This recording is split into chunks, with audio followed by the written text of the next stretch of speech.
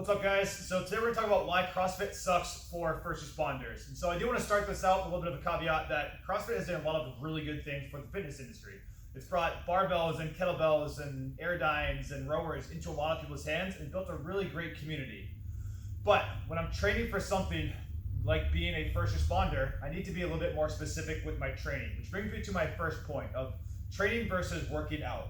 And so it's literally in the name of the workout of the day. And so I would define a workout as something that there's less of a structure, less of a plan. So maybe it's kind of just whatever, bikes into running, into whatever the movements may be. There's less of a plan. It's kind of a standalone thing versus training. I'm going to set my goal, figure out what my goal is based off the demands of whatever desired outcome I have. If I'm an athlete, it's getting ready for my sport. If I'm a first responder, it's getting me ready for the job, and working backwards from there. What do I need to do? What are some common injuries that are going to occur? And figure out a game plan to train so that one workout's going to lead into the next, going to lead into the next, and lead into the next.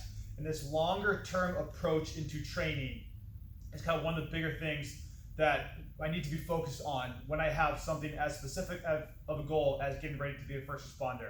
And so when you even look at the best of the best in the CrossFit world, the ones competing at the CrossFit Games, they're not doing WODs to get ready for the CrossFit Games. They're training. They have a set program that's going to get them ready for the CrossFit Games. So that they're getting better at CrossFit by not doing CrossFit. And so as a first responder, I need to kind of take that same approach. I need to get better for the demands of the sport, the demands of the job, by doing something that's structured to those needs. So kind of brings me to one of my other points is just everything needs to be, or CrossFit is not tailored to really anybody's needs.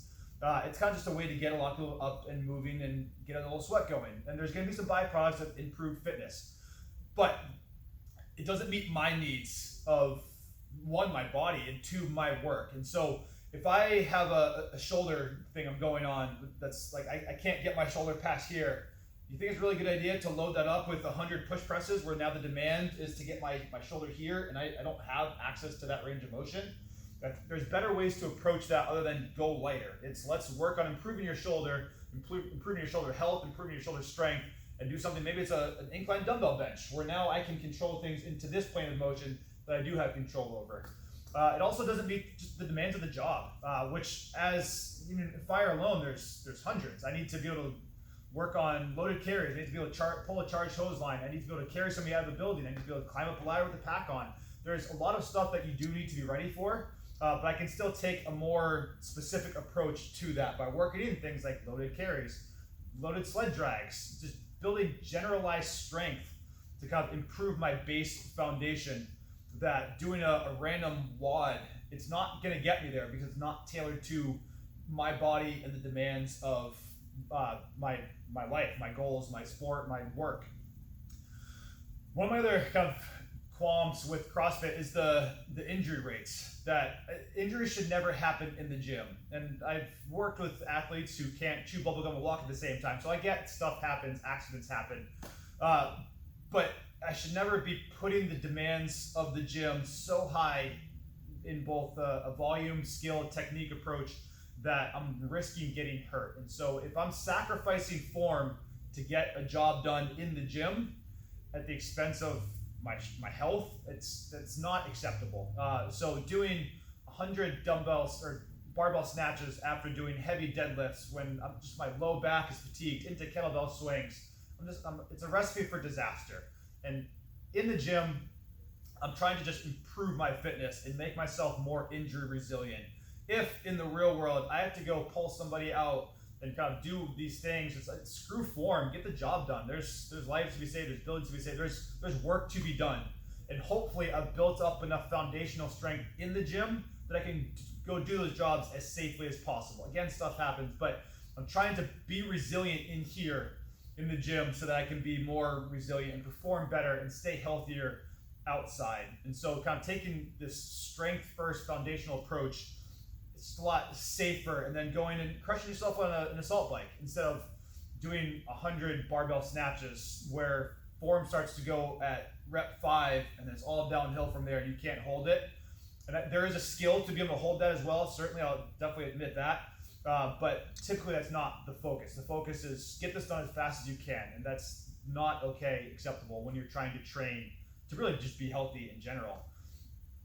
So I think the bottom line is just there's better ways to prepare. So I have to look at whatever the demands are and kind of work backwards from there. And so I prefer a conjugate approach. There's definitely hundreds of ways to approach this. But personally, I like a conjugate approach where I'm going to be developing strength, power, speed, as needed size, injury resiliency, work capacity simultaneously. So if you look at all those demands are very similar to CrossFit. The difference is I'm going to be a little bit more structured. I'm going to work in kind of these mini blocks of what are my weaknesses. Okay, cool. Let's build on that for a few weeks. And so you'll see the same movements again to an extent for a few weeks in a row. So you can actually improve on those movements. Instead of, okay, we're going to work on your bench press and then I'm not going to see bench again for 3 months. So taking this conjugate approach, balancing all these dynamic effort, maximal effort days to build your foundation, your strength foundation, as well as kind of your work capacity, I have found to work really well in all aspects.